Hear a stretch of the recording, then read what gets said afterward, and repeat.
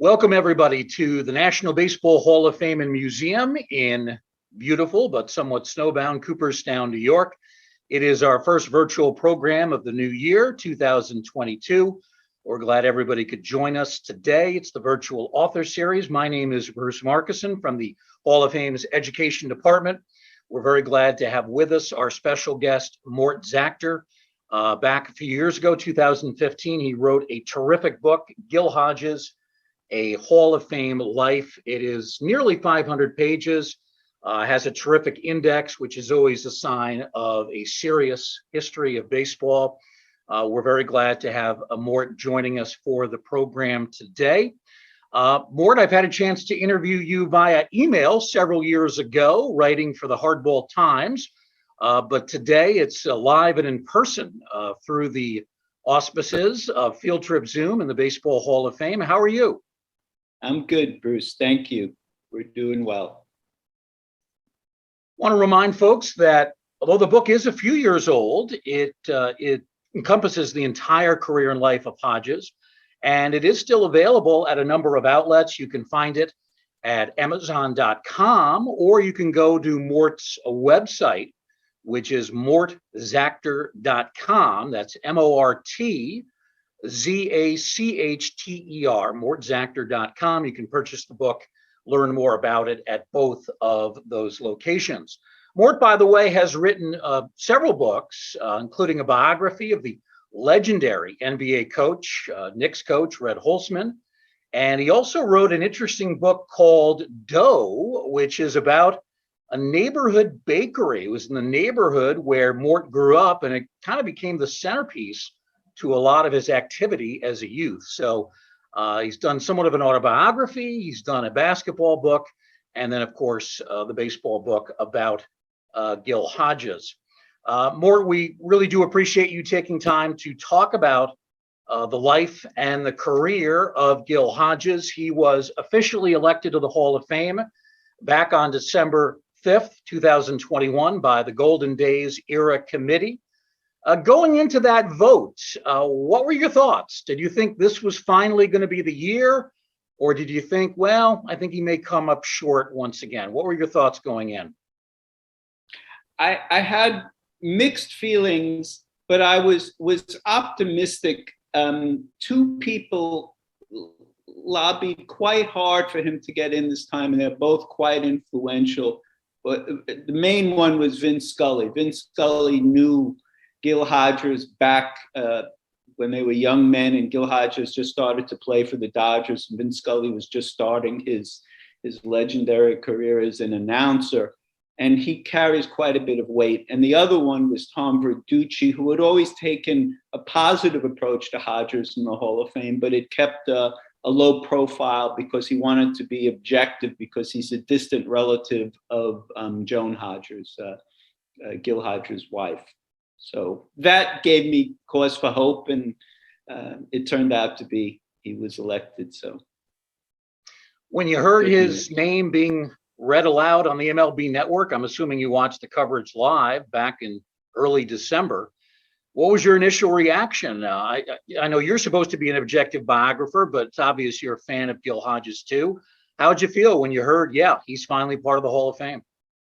It was almost a sense of relief, because I know there's so many people for whom, his family especially, that this had been an issue for years, and it brought a great deal of satisfaction to them. And it was just nice for me to see that someone, in terms of, there's a total picture of Hodges. He was a great ball player. He was a gifted manager, but he was really the integrity, sportsmanship, and character, which are criteria that are listed, but usually are only brought up in the negative to perhaps, keep people out, was viewed as a major criteria. And I was glad to see it, because it does, if younger people might now read about him. And I think it's important when people see that those things really make a difference in how we conduct ourselves on a day-to-day basis with people. Kindness matters. So Absolutely. I felt good, very good. We're going to go through various aspects of Gil's career, and certainly two-pronged as a player, but also as a manager, and both parts really critical, I think, to him making the Hall of Fame. He was originally signed by the Dodgers in September of 1943. He was all of 19 when he first came up. I guess must have come up late September, because he only signed in September. Probably not ready at that point in time. And then the next 2 years, when he could have been spending time in the minor leagues developing his skills, instead he was serving the country in the military during World War II. Talk about the early days, 1943. He was really still a catcher at that point, not a first baseman, right? Actually, when he was in high school and college, he played shortstop and third base. When he did sign, he initially, when he played one game for the Dodgers, he played third base. Ricky intended for him to be a catcher, but when he was 19, he hadn't, they weren't going to put him behind the plate in the major league game. He played third base. But later, he went into the minor leagues in 46 when he got out of the military after he served as a Marine in World War II. And he was down in Newport News learning how to be a catcher in the minors. And then when he came up, he was the catcher. So at that early point, he just played third base. He had that one game, and then he was off to basically San Diego, and then Hawaii, and ultimately Okinawa. He ends up 2 years in the military. And if you look at it logically, those would have been seasons likely he would have played in the minors. So it's possible he could have been up in 45, the second of those 2 years, maybe in 1946. As it turned out, he had to wait until 47 for his first full season as a rookie. And that, of course, happened to be the first season for a guy named Jackie Robinson, which is kind of interesting. But here's a guy who, theoretically maybe lost a year, maybe a year and a half of potential major league time because of his sacrifice to the military. And that almost never gets talked about with Gil Hodges. His military service, for whatever reason, seems to be ignored by a lot of people. He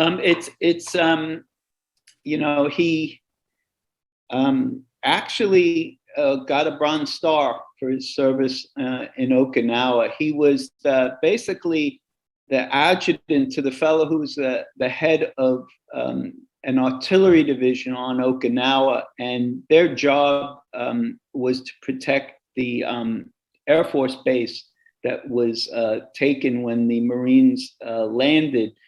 And there was, during the course of the battle, which lasted a number of months on Okinawa, more people, just to understand the scope of this, more people were killed in the Battle of Okinawa than died in the bombing of Hiroshima and Nagasaki combined. So, and what Hodge's job was, when the head of this artillery division, during the bombing raids by the Japanese, they would be in the equivalent of like a trailer with all the radar equipment, and they're not, by an artillery gun, able to shoot at the planes. And those were one of the prime targets for the Japanese kamikazes. And whenever there was action, whenever there was an attack, they always had a number of these trailers as backups, because if they were destroyed, that would be the end of the communications to direct the artillery equipment. So, as Hodges liked to joke, that's where he started to smoke. It was you went through moments, as one of the Marines in his outfit told me, where you were bored out of your mind, and then others where you were really terrified. So, that's not really mentioned too much, but he signed up and volunteered and was in the Marines and did his service, and was very, very proud of it afterwards, and would always take that Marine experience. And I think that, and what he learned from Branch Rickey running a training camp really were the two elements that kind of made him later in his managerial career the great manager that he was: discipline and a real understanding of baseball. You mentioned his pride in having served in the military at wartime. Was he the kind of guy who talked a lot about his military service, or was he reserved in recalling that time? He was reserved.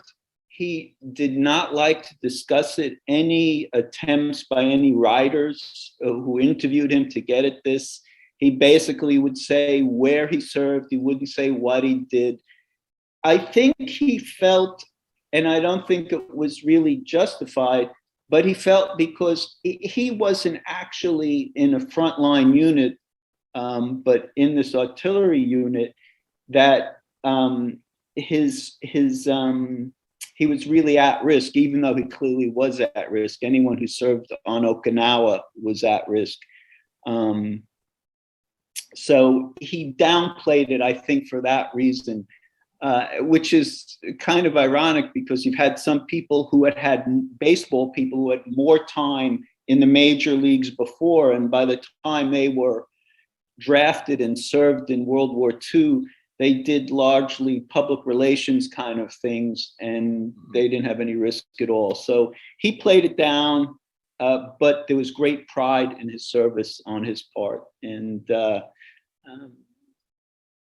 it's interesting how he did that. He didn't play it up, and that probably is goes in with this whole persona of modesty, and minimizing his what he's done. So after service in 45, he comes back to the States, plays in the minor leagues in 46. You mentioned earlier that he was a third baseman, played some shortstop. They thought about him as a catcher. When did the Dodgers decide he needs to be a full-time first baseman? Because in 47, the guy who ended up playing most of the time at first base, of course, was Jackie Robinson. Was it sometime then that they thought, well, let's move Robinson somewhere else, clear first base for Hodges? When exactly did the Dodgers make that decision? That was in 48, and it was basically they had moved Jackie Robinson to second base, and they brought up from the minor leagues Roy Campanella, who would become a three-time MVP and truly one of the great catchers of all time. And Leo DeRocha, who at that time was still the manager of, was managing the Dodgers, and he told Hodges, you should get a first base mitten and start to work out around there. And that was when they first shifted him over. And that was pretty much when his, he didn't play that much catcher after that. He was mostly a first baseman. And then later on in his career, he played a multitude of positions.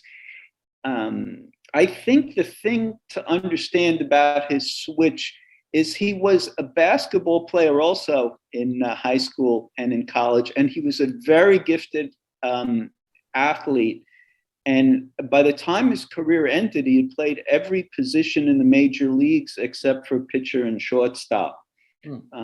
So the career at first base started in 48, and it's important to keep in mind because he became very quickly probably the best fielding first baseman in baseball, certainly by 49 when he was there on a really full-time basis, and it was his breakthrough season. But he brought a shortstop's mentality to first base, and Hodges would often say that the hardest decision he would have to make if there was a ball hit on the ground between first and second base, does he break and try and field it himself, or does he head over to first base and hope the second baseman catches it? That mentality made him the great first baseman that he was. He ended up winning 3 Gold Gloves in 1957, 58, and 59. But that was only because the Gold Glove did not exist before 57. Had it come into being in the late 1940s, he probably would have won about a dozen of them, I would imagine, because he was clearly the best first baseman in the game, fielding first baseman. We think about some of the great first basemen of the last 50 years, and I've been fortunate to see some of them. Players like Keith Hernandez, the Mets recently announced they'd be retiring his number 17. Saw a lot of him playing in New York back in the 80s. You think about a guy like George Boomer Scott, despite his size, was a very smooth, very slick first baseman. Wes Parker, player with the Dodgers, tremendous first baseman in the 60s, early 70s. There's tape of these guys, and they're fairly recent memory, at least within the last 50 years. So there are a lot of people who saw them play the position, saw how good they were. It's a different situation with Hodges. There's not a lot of tape. There's not as many people around from that period of time. This guy was a phenomenal first baseman, not just good, but as you say, the best fielding first baseman in the National League. Yeah, I spoke to a number of people who saw him play, and one was Jack Lang, who used to be at the Baseball Hall of Fame. I think he was the secretary, and he was the person who had the honor. He was a writer for the Daily News for many years, to call up the players to let them know if they were elected. And Jack Lang, who covered the Dodgers, told me that Gil Hodges was the best fielding first baseman he ever saw, until he saw Keith Hernandez. And Keith Hernandez is a left-hander, and Hodges was right-handed, and that's the amazing thing. Frank Torrey, who was a first baseman with the Milwaukee team in the 1950s, Joe Torre's brother, thought he was a very good fielding first baseman. And then he came up to the majors and he saw Hodges play. And he realized what being incredibly gifted as a first baseman is. And he told me that through his footwork, Hodges was able to kind of maneuver himself as if he was left-handed. Hodges was also incredibly good at picking up signs. He was very good at picking up the bunt sign. He once caught a foul ball, attempted bunt, that ended up being a pop-up on the third base side on a fly for an out.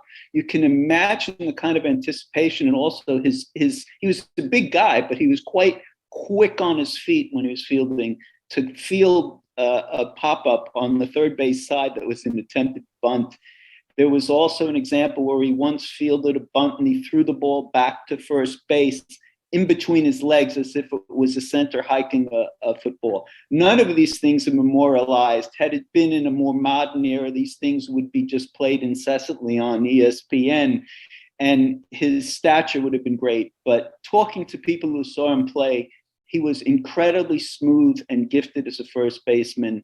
And in the late 40s, when the Major League Baseball made tapes to teach younger people how to play the position, he was the person they chose to be representative of the major leagues on how to play first base.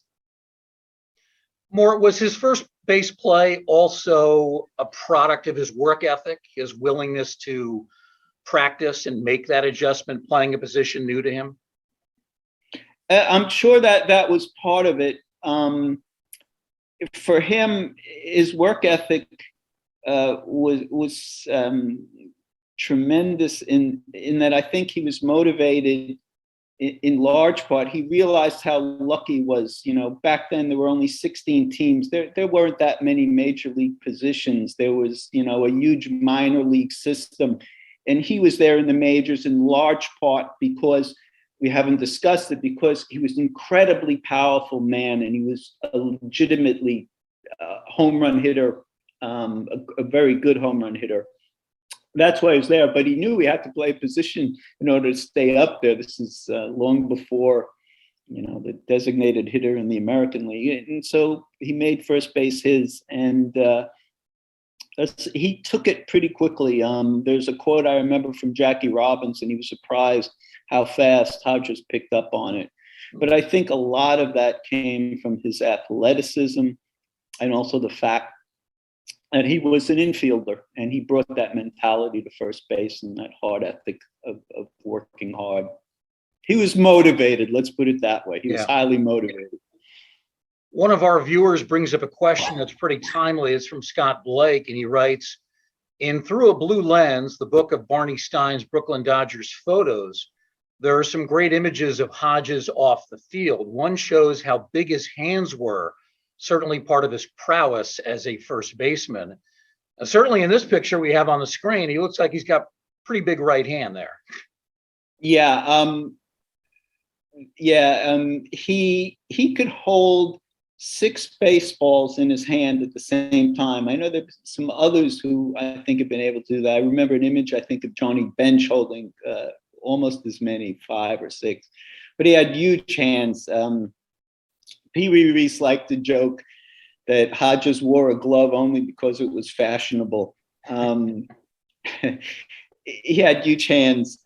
Those hands was something that Branch Rickey noticed, and that why he thought he would be a very good catcher. He also could throw the ball because he had, in the minors and then when he first started in the majors, was a catcher. He had a very strong throwing arm. And I remember reading a wonderful piece by Red Smith. Tommy Lasorda was in the Dodgers organization as a player, and he very briefly came up to the major leagues. And it just so happened that Red Smith wrote about a time where, and Hodges would always warm up the pitchers because he had been a catcher. It was something he would do even though he was first baseman. And Lasorda was warming up before a game, and he's throwing the ball to Hodges. And Smith said that Hodges threw the ball back to Lasorda faster than Lasorda threw the ball to him. So he was gifted in not just fielding, but he had a strong throwing arm. He played the outfield later in his career also from time to time. I think Lasorda might have disputed that, but it's still a good story. Lasorda was one who really carried the mantle for Hodges being in the Hall of Fame. He carried it, that torch, so to speak, almost to the end of his life, and really lobbied quite hard for him. Now, on the other side of the coin, Hodges was also a very consistent power hitting first baseman. This is a later image of him, and this is after the Dodgers have relocated from Brooklyn to the West Coast and become the LA Dodgers. You had him and Duke Snider in the middle of the order. Is it fair to say that after Snider, Hodges was really the most feared guy in that Dodger lineup? As far as power goes and hitting the ball, probably the answer is yes. For hitting home runs, he and Snider, that was their function, to hit the ball to the outfield or over the fence. They had all those great hitters ahead of them: Pee Wee Reese, Jackie Robinson, and Campanella, and Roy Carl Furillo as well ahead of them. And they were more guys who just loaded the bases, and these two guys would come up. And the combination of the two of them, because Snider was left-handed, Hodges was right-handed, and many times if the opposition team switched pitchers, let's say they switched to a left-handed pitcher for Snider and left that left-hander in for Hodges, it was trouble because he was really a very good hitter against left-handers. Hodges, in terms of his home run hitting ability, he hit over 40 home runs once. He basically hit 20 or more home runs for, I think it was 10 or 11 seasons consecutively. And at the end of his playing career, his 370 home runs were more home runs than any other right-handed hitter at that point in Major League history, other than Jimmy Fox and Willie Mays. So that was, he had some big seasons, and he played a long time, so he had a high total back in that era. And the bulk of his career was played, obviously, before expansion in 1962. It was only a 154 game season, not 152, not the 163 or 4 it is today. If you hit 300 home runs, it was viewed pretty much as being what 500 home runs or more are today. So he was a very consistent home run and RBI generating person. He had tied during the 50s Mel Ott's record of having hit 100 or more RBIs in, I think it was 7 or 8 consecutive seasons. That was at that time the major league record. He swung for the long ball to the outfield and gave up of hitting for average a bit because of that. So I would say probably if you were to compare him to more modern players, he would probably be viewed as more of an equivalent of, in terms of his power, of someone like Mark McGwire as a power hitter. I love this photo of him hitting for the Dodgers. Stiff front leg, perfectly balanced. The bat head is getting out front near the front part of home plate before the ball arrives. Head is, well, not completely down, but looking fairly straight ahead. There's a picture that you have in the book. You talk about Mark McGwire. Gil Hodges was incredibly well built. There's a photo of him without a shirt on. And in an era when weightlifting did not take place, steroids were not used, Gil Hodges was ripped. Yeah, he was considered to be physically one of the most powerful people in baseball. No one messed with him. He was a quiet guy, but there was a sternness to him. But he always, he was a peacemaker in fights. There was one famous fight where it was between the Dodgers and Milwaukee. Don Drysdale, who was Hodges' roommate on the road, threw it. I think it was one of the infielders named Logan, and Eddie Matthews, who was a very big, strong, powerful third baseman, one of the great players of that era, was just pounding on Drysdale, and Hodges just came over and he didn't hit him. He just grabbed him by the ankle and he literally dragged him over towards third base and said to Matthews, "Don't go anywhere near Drysdale. That's it." And that was the end of the fight. So, yeah, he was really ripped and strong. But he didn't really like to fight. He was not a brawler. He was more of the peacemaker. He was more the guy that would separate the combatants. That's right. It's very telling on that point, Bruce, that during World War II as a Marine, they would ask you what kind of role you wanted. And he had requested that he be an MP in the military police as a peacemaker.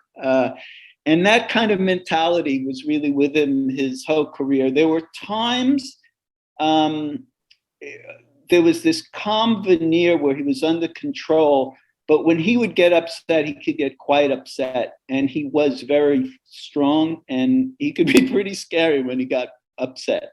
But he was, by and large, the peacemaker. You're right. We're speaking with author Mort Zachter about his book, Gil Hodges, A Hall of Fame Life. This coming just roughly our conversation about a month and a half after the election of Gil Hodges to the Hall of Fame through the Golden Days Era Committee. I'm very curious, Mort, about Hodges' relationship with Jackie Robinson. They were both essentially rookies in 1947. Robinson became pretty much a regular player. Hodges played sparingly off the bench. But this was, their first full-time test in the major leagues. Hodges was actually younger by, I think, 5 years. I think Jackie was 28 that year. I believe Hodges was 23, if I'm not mistaken. What was their relationship like starting in 47, and how did it progress from there?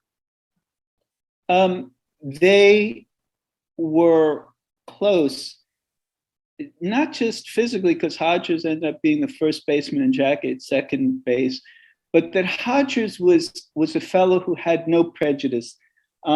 He had grown up in Indiana, and one of the people who played out there in high school, when Hodges was in high school, was a fellow named Chuck Harmon, who was the first Black person in the Cincinnati organization. Before Frank Robinson, Chuck Harmon was the first Black player they had.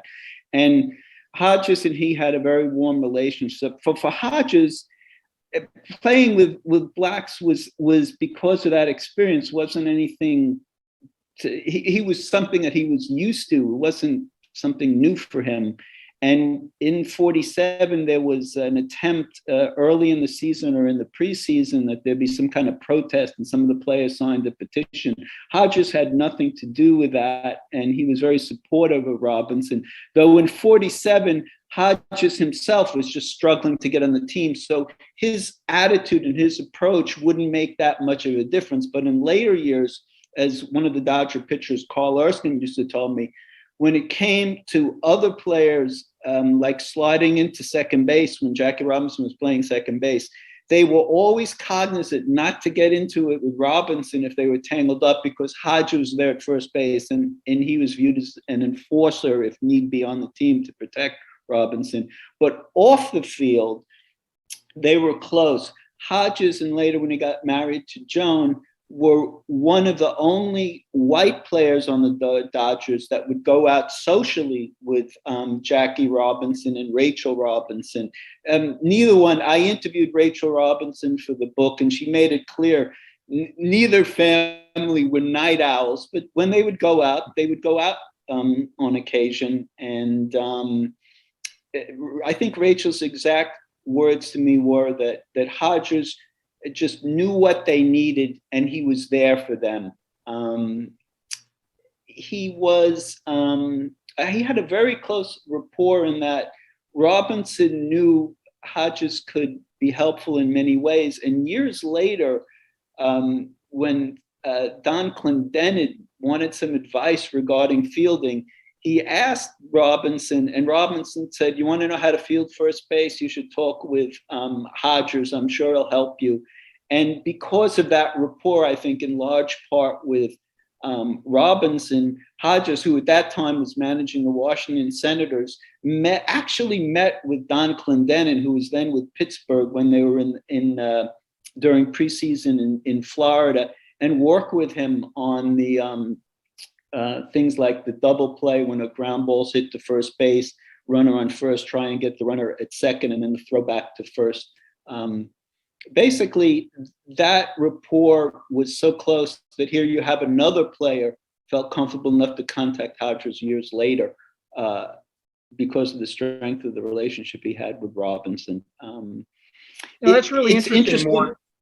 We hear so much about the relationship between Jackie Robinson and Pee Wee Reese, and they were very close friends. They remained so up until Robinson's death in 1972. But it almost sounds like the Hodges-Robinson relationship was almost as strong. Yeah, I think it was. Robinson was quoted when Hodges died as saying it was the second worst day of his life, the worst day being when Robinson's son died. It was like anything else with Hodges. He wasn't looking to advertise. He obviously, Pee Wee Reese, in famous legendary, I forget which ballpark was in, went over when Robinson in 47 was being booed and heckled unmercifully. I think it was Cincinnati, but I could be wrong on that. And put his arm around him on the field. Hodges had his arm around Robinson, but it was off the field, and it was in his own quiet way of just being a friend. There was one case, I put the note in the book, in my book, where Hodges had gotten letters when he was playing, I believe this was, I forget what city it was, that he shouldn't play with Robinson and use the N-word and all these kind of things. And Hodges' quote was, he took that letter and he flushed it down the toilet where it belonged. Wow. In later years, Hodges establishes himself as the everyday first baseman. He eventually becomes one of the leaders in that Brooklyn Dodger clubhouse. Mort, I'm curious, what kind of a leader was he? I assume more of a leader by example because he was fairly quiet. Was that the way that he led on that Dodger team? He led by example, and on that I would just say, by 1959, when the Dodgers were playing in Los Angeles and they won the World Series that year, and I read all the accounts in the LA Times and the other LA papers, Hodges was clearly the main guy on the team. And he led by example.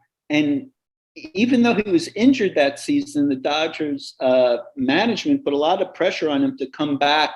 And he probably ended up hurting his knee more than he had, because he came back to play that season before he should have. But I think it was also because he played first base, his great leadership ability, a lot was on the field. And Clyde King, who pitched for the Dodgers, he later became more known. He was the general manager of the Yankees and whatnot. When I interviewed Clyde King, he told me Hodges, when there was a tough situation on the field, there were men on base, other team threatening to score, he would just come over to the pitcher and he would just lean over and say something like, Clyde, just get him to hit it to one of us and we'll take care of it. It was this kind of calm, confident, positive, keeping a level head kind of approach that he had as a manager, was also there when he was a player. And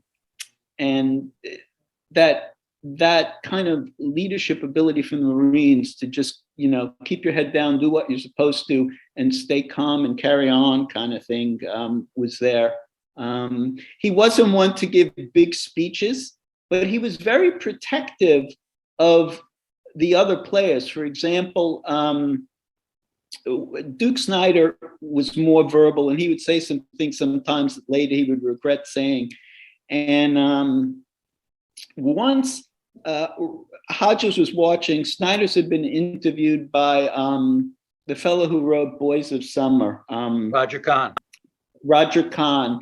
And Hodges saw Kahn leave, and this was shortly after Snider had said something that was inappropriate and that later got published.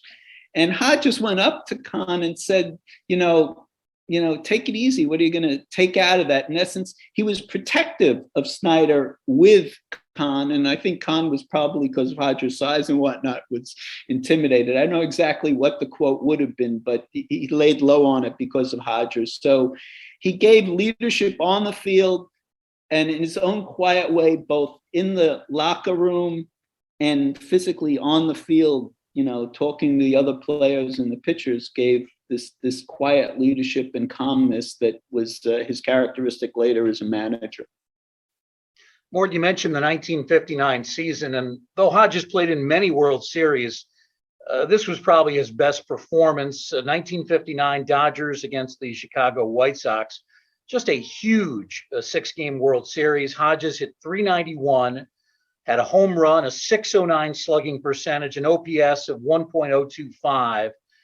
Just an amazing performance, and in a lot of ways offensively carried the Dodgers to their championship in LA. Yeah, he was probably that was his best hitting World Series. It's interesting, though, he had one World Series when he went 0 for 21, and that's the one that gets the most notoriety. He led the Dodgers in hitting and batting average in 3 different World Series, but that you don't hear that much about, one of them being 1959. And clearly by 59, he was really the only one left on a really regular basis of those great players in the Dodgers days. And in the crucial, I believe it was 4th game in the 8th inning, he hit what was the game-winning home run that kind of flipped the series, where it might have been tied closer. It gave the Dodgers the advantage, and they were only one game away from winning the series. And that was probably the key hit in the whole World Series, was that home run that gave the Dodgers the win and a 3-1 lead in the series. Mort, one of the things I like to do, I'm a baseball card collector, and I love trying to figure out the identities of the other players in action shots. This is a colorized action shot from the 1960 top set going back to the 59 World Series. I can't figure out who that player is to the left of Hodges. You might know better than me. Any idea who that is? I wonder if Don Demeter was with the team in 1959. He was an outfielder for the team. I interviewed him for the book. He passed away fairly recently. Yeah, I think that could have been him. I'm not 100% sure. I don't see the number, and his face is kind of, maybe it's probably someone who hit after Hodges in the lineup. Maybe it's Wally Moon. I don't know. Trying to think of the players who were in the lineup then. Maybe Wally Moon. I'm not sure. He wasn't with the Dodgers that long, but yeah. Well, if we could see the front of Wally Moon, the eyebrow would tell us, but not quite visible there. I can only guess that the man on the right is one of the coaches, or maybe Walter Alston. I'm not. It looks like somebody who's a little bit older, but not a very clear shot based on the cropping of the photo. And in terms of the background, I believe this was a game that was played in LA. So this would have been the Dodger Coliseum or LA Coliseum. Yeah, that's the Coliseum. And they had some incredible, huge turnouts there. And it was unbelievable that they played there. In 1958, their first season in Los Angeles, the layout in the Coliseum was that you would hit, for a right-handed hitter like Hodges, the left field fence was only like 250 feet away, and they put this huge fence up there that you had to clear in order to get a home run. And then the distance to right field was, it was like 400 feet. And the quote supposedly from Willie Mays, the first time he came there to play with the Giants, he said to Duke Snyder, who was left-handed and pulled most of his home runs to right field, he said, "Man, you're dead. You're not going to hit anything over that fence." Yeah. So it's a strange place. One of our viewers chimes in. John Bartolik says it's Demeter, so he seems pretty sure. So I was right. Okay. Yeah. Very good. Good identification there. After finishing his career with the expansion Mets in '62, Hodges moves on to his second career as a manager. 1964, he becomes the skipper of the Senators. The one-loss records there were not good, but the team did improve year after year. Simply a product of a bad team, the sub-500 records, more than Hodges maybe not being a skilled manager at that point. That was almost, Hodges was perfect for that team because they were an expansion team. This was not the original Senators who had moved to Minnesota. They had a lot of young players, and he was very patient, taught them, and he was well-schooled in fundamentals. And one of the people I interviewed from that Senators team was Claude Osteen, who then was traded to the Dodgers and was on some World Series winning team with the Dodgers. And Claude Osteen, it was almost as if Claude Osteen had waited 50 years for someone to contact him and tell them how great a manager for pitchers Hodges was. Claude Osteen gave me a detailed account of a game where back then it was a tie game or a close game, and the Senators needed a run late in the game. And Osteen was pitching a very good game where he was giving up only one run or something like that. And Hodges pulled him out for a pinch hitter. And Claude Osteen was on the bench and sitting there when he got lifted for the pinch hitter. And he made some kind of gesture. And Hodges saw everything, both on the field and off the field. And after the game, he asked Claude Osteen to come to his office to go see him. And he explained to Osteen why he had done what he did. And he had to make a decision because the Senators needed a chance to score another run. So he sent up the pinch hitter. But Osteen couldn't believe that he had noticed that small gesture and understood the underlying feelings he had. And he explained to Osteen the big picture. And Osteen always viewed the game then from a much wider and different perspective, not just from his own.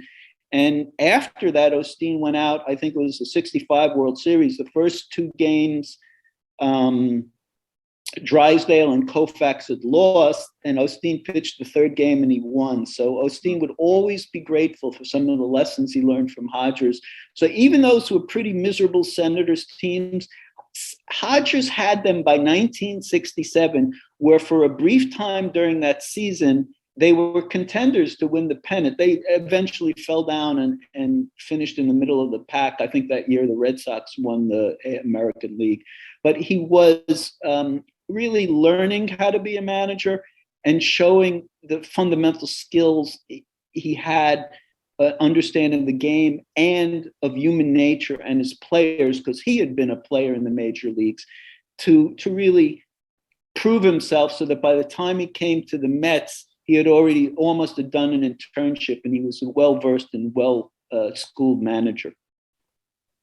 Despite the improvement of the Senators, they let Hodges go after the 67 season in a trade. They sent him to the Mets for a pitcher, Bill Dennehy, and it might have been $100,000. It was a fairly good sum of cash. I guess Washington needed the money. And that, of course, ended up to be a tremendous benefit to the Mets, who were not a good team. They were still struggling in those early expansion years. First season, 1968, the Mets show some improvement. And then, of course, things really explode in a good way in 1969. Let's talk about Gil's managerial style, particularly in New York. I assume an old school guy who expected his players to hustle, and we will talk about the Cleon Jones incident in a moment. A guy that still is a manager, man of few words, or did that start to change when he made that transition from playing to managing? He was still a man of few words, but it's important to note that his door was always open as manager. And a lot of players who some I spoke to and some I got it from their own autobiographies, spent a lot of time with him in his office, talking with him and just confiding in him. Tommy Agee had some challenges, and he would go in, close the door, and speak with Hodges at length. Tug McGraw, one of the great relief pitchers of the 1970s, then 1980 with the Phillies, they won a championship. He was their closer. Spoke also how much he admired Hodges, how much he cared about him, and how Hodges was there for him almost as a father figure.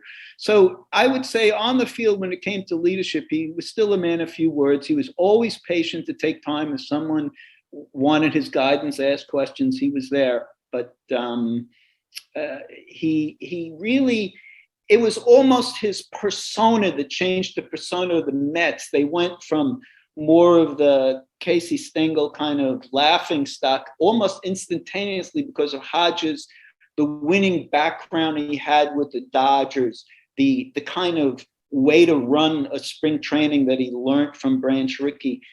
Ed Charles told me just really, as soon as Hodges got there, it just shaped the whole team up. You couldn't not play at a high and diligent level for him. And the players would all say, just do what Gil says, and we're going to stay calm and we're going to win. So he changed literally by force of will in his own persona, the mentality of the team.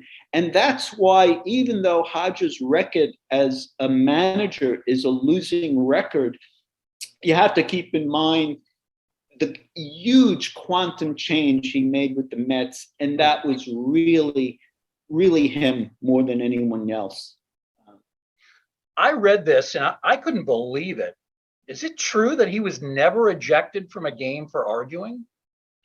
As a player, he was never ejected. That is not the case as a manager. He was tossed when he was with the Senators. Al Salerno was the umpire that tossed him. And at that time, I remember, I forget the name of the coach, but the first base coach for the Senators went up to Salerno after he threw Hodges out of the game and said, "You just tossed the Virgin," meaning it was the first time he ever got thrown out of a game. So yeah. Hodges kept things under lid, but when he could get upset, he could get quite upset, I guess, because he kept it in for that long. I forget the details, but he and Salerno, from some of the quotes I read, they didn't have that great a relationship. And then I think he was thrown out of some games when he was managing the Mets as well. So that never being thrown out of a game was as a player, not as a manager. number of years ago, I had the pleasure of doing a series of interviews with the great Tom Seaver in our Grandstand Theater here at the Hall of Fame. We did, I think, 4 interviews in 3 days. And each program, I made sure to ask about Gil Hodges. The reverence with which Seaver spoke about Hodges.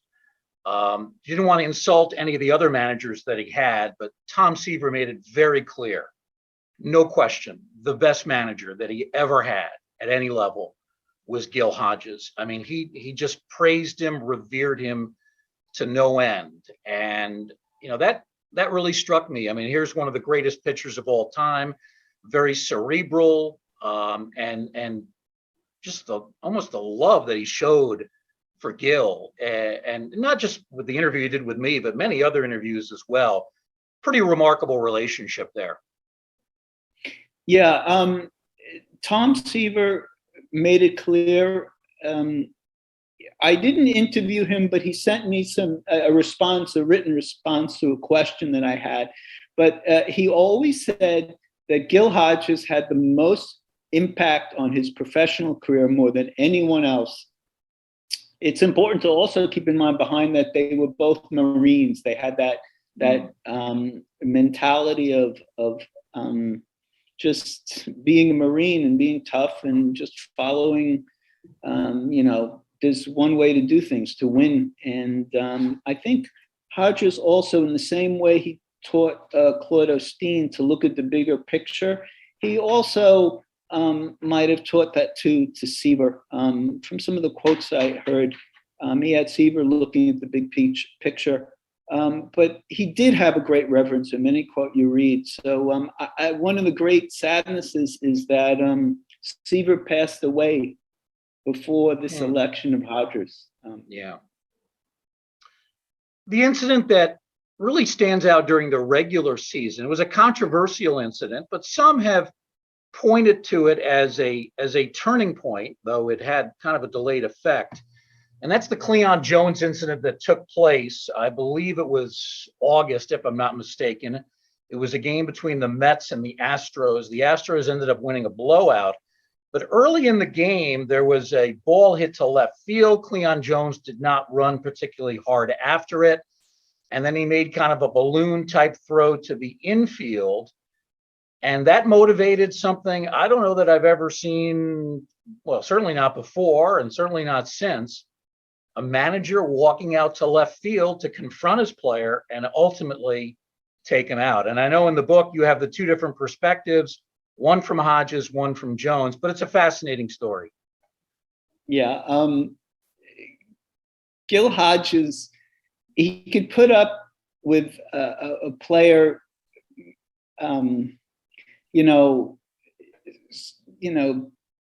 let's say, as long as the player gave 100% effort, whatever the results were, I think Hodges was satisfied. And there was a case where we saw a professional player, and one is Cleon Jones. Probably it's a long time ago for younger people to understand. I think he was, if not the leading hitter in the league that year, but he was a very good hitter. Yeah, he batted .340 that season. Yeah, he had a great year.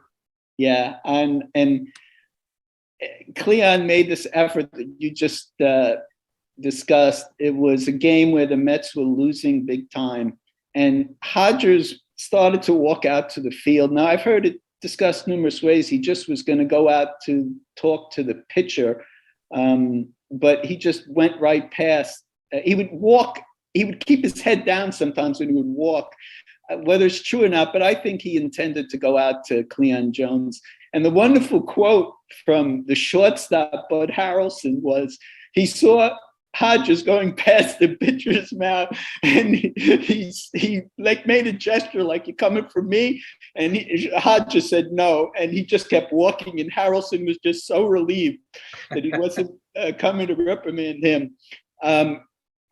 That was the kind of public embarrassment of a player that was not in Hodges' persona. He would reprimand people, and he would usually do it privately. He wouldn't do it publicly like that. So that was an exception to the general rule. But it's interesting that despite that embarrassment, and Hodges, I think he was benched for a bit, Cleon Jones, but he came back. And shortly after that, the Mets went on another a streak of winning, and they ended up winning the pennant, the division, and then the pennant. Cleon Jones, at the 40th anniversary of the 1969 Mets championship, made it clear of his affection for Hodges and how he didn't have any grudges about that incident. He said, Cleon Jones said very simply, during that anniversary celebration at, I guess it was then Shea Stadium still, he said, if it wasn't for Gil Hodges, none of us would be here today. So that's part of the lore of Hodges, and it's not his typical behavior, but there it is, part of his history. In the defense of Cleon Jones, he maintained that he was playing on a bad leg. There was also quite a bit of groundwater on the outfield. I believe the game was at Shea Stadium. Hodges apparently felt that Jones was healthy. That was his perspective. So the two kind of mutually agreed that Cleon would come out of the game, but it was almost an unheard of, unprecedented situation. But as you mentioned, they eventually did kind of put that past them. And it's nice to hear that Cleon has that great regard. Cleon himself has been doing some wonderful things in terms of charitable efforts and educational efforts in recent years. I want to talk a little bit about that 69 World Series because it was such a phenomenal upset. The Orioles end up winning the first game. The Mets come back and win the next four. They were heavy underdogs. Any question that this is the greatest upset in World Series history in your mind? It probably was, but I think for people who understood and followed baseball, they knew how good the Mets were, and in terms of winning in a short series, they had an incredible pitching that year, and they were a very strong fielding team. Right up the middle, there's your picture. The catcher is Jerry Grody, and Jerry Grody, just to give you an example, for people who know the history of at that time in baseball, Jerry Grody was one of the best fielding catchers of that era. And the great catcher on the Cincinnati Reds that's in the Hall of Fame, I'm blanking on his name. Johnny Bench. Johnny Bench. Johnny Bench was quoted as saying, if he and Grody were on the same team together, Bench would be playing third base. Grody would be the catcher. He was a phenomenal catcher. Mm. The shortstop, Harrelson, was a great fielder. And then specifically, as people could see, if you go back and watch the highlights of that series, Tommy Agee was a phenomenal center fielder. He had specifically been traded for to the Mets from the Chicago White Sox because Hodges had seen him play when Hodges was managing the Senators. And when he got an opportunity to trade for him, and Al Weiss, who was the second baseman and the backup shortstop, he traded for him as well. Another great fielder. So it was a great upset, but the Mets won 100 games that season, so they were a good team. So part of it is a great upset because that Orioles team was just loaded. They were one of the great teams of all time. Mort, was there any moment in that series that showed Hodges' brilliance, skill as a manager? Any particular moment? He got, let's see. Maybe the shoe polish incident? Yeah, well, that's the one. Yeah. It's legendary. This was in the final game, and Cleon Jones was at bat, and the ball hit his shoe, and the umpire, I think it was Lou DeMuro, didn't send him to first base. Hodges came out with this shoe polish stained ball, showed it to DeMuro, and DeMuro sent Jones over to first base. And then Don Clendenin hit a home run, and that really was the game changer in that game and for the series. So that was probably it. And it's you hear different versions of this depending upon who you talk to, but either as Casey Stengel did, because you had one of these shoe polish situations with Milwaukee in the World Series against the Yankees in the 50s. Some managers would keep some shoe polish stained balls available, or maybe Hodges had one of the players when it came over to the dugout. Earl Weaver, who I interviewed about this incident and was still livid about it over 40 years later, said to me, "Do you know how long that they were in the dugout before he came out?"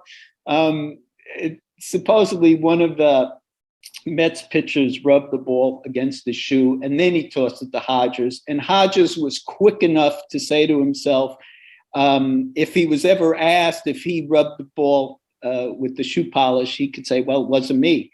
But you can infer all kinds of things from that incident. But I think there it was more Hodges' reputation as being the straight shooter and having integrity, and he came out and kind of had DeMuro change his mind. It was a legendary moment. Some have defended Hodges and say he would never pull such chicanery. He was an honest man. He would never do anything like that. So that's a theory. You keep in mind that Hodges, in his playing career, kept a lot of, it's my understanding, it was like the equivalent of stickum as a first baseman on his hands. And anytime the ball came over to first base, Carl Erskine told me this, he would kind of give the ball a real good squeeze. And then the pitcher had a ball that had some good feel to it for the next number of pitches. So he was a good egg, but he had his moments like everybody else. Final topic of conversation. This is one of the final pictures that I've seen before Gil passed away. It was spring training of 1972. The player strike had just begun. It was Sunday. It was Easter Sunday. Hodges and his coaches were down, I believe, in West Palm Beach, Florida. They had just completed 27 holes of golf. They were coming off the golf course, heading over to the Ramada Inn. Hodges was suddenly struck by this massive heart attack. He literally fell backward, struck his head, shortly thereafter died at the hospital. His health had not been good for a while. He'd had a heart attack in '68. He, as you mentioned earlier, had taken up smoking beginning in World War II. I don't want to date you, Mort, but in terms of your age, but are you old enough to remember hearing about the passing of Gil Hodges? And if so, do you remember your reaction to it? It was, there were certain people who I viewed as Brooklyn people. And when I heard about it, I was very sad. The other one who passed away around the same time was Vince Lombardi, who was even more of a Brooklyn person. He was born in Brooklyn.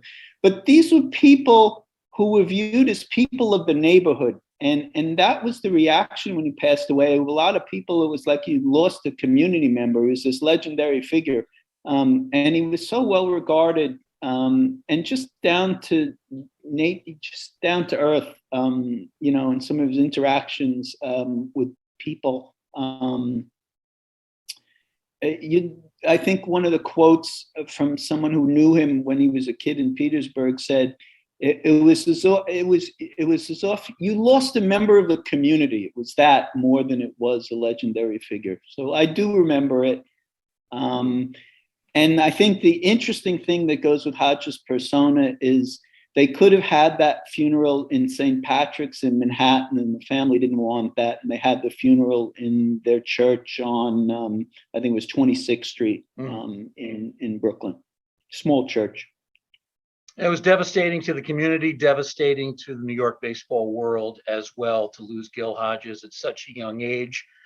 And now, 50 years later, he is heading to the Baseball Hall of Fame. Mort, this has been a lot of fun. We really appreciate your time. The book is terrific. A very in-depth biography of Gil Hodges. We highly recommend it. Gil Hodges, A Hall of Fame Life by Mort Zachter. Mort, thank you. We really appreciate your time. Thank you, Bruce. Thank you so much. Be well. You too. I also want to thank our behind the scenes folks handling the technical side, Addie Brundage, Leah Bouajar, and our IT man, Tiny Singh. We thank them as well, along with our guest, Mort Zachter. Thanks everybody for joining us for our first virtual author series of 2022. Have a great day, everybody. Take care.